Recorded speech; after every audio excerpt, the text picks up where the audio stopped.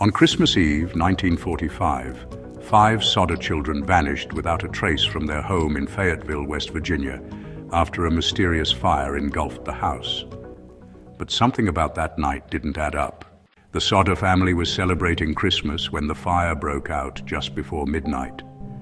Mr. George Sodder and his wife Jenny escaped with 4 of their children, but the 5 youngest, Morris, Martha, Louis, Jenny, and Betty, were never found. The house was destroyed, but no remains of the children were ever recovered. How could 5 children disappear entirely in a house fire? Normally, a blaze that intense would leave some evidence. Bones, ashes, anything. Yet the fire department found no traces of human remains. That raised an unsettling question. Was this really an accident? The Sodders were convinced it was not. They claimed that the fire was deliberately set, possibly to cover up a kidnapping. Several strange details supported this theory.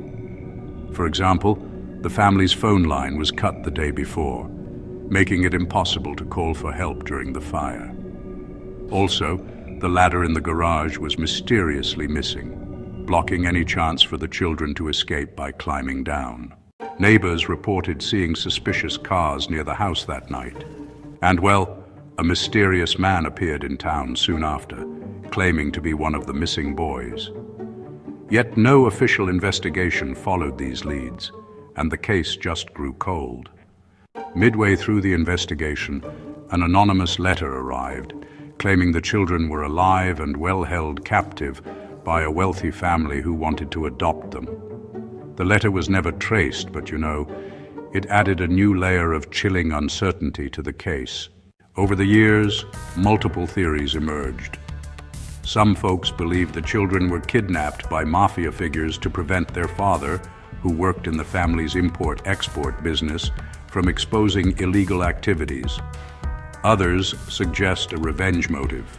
An enemy of George Sodder allegedly targeted the family for unknown reasons. Some think the fire was just an accident, maybe caused by faulty Christmas lights, and the children died in the blaze, but, the lack of remains still remains unexplained. Despite decades of searching and new leads, photos, claimed sightings, and even a possible tip about a boy matching one of the children's descriptions in a small town in Alabama, the truth, it remains elusive. What happened to the Sodder children that night? Were they victims of a horrific accident or part of a dark, calculated plan? After all these years, the question still lingers, like smoke in the cold winter air.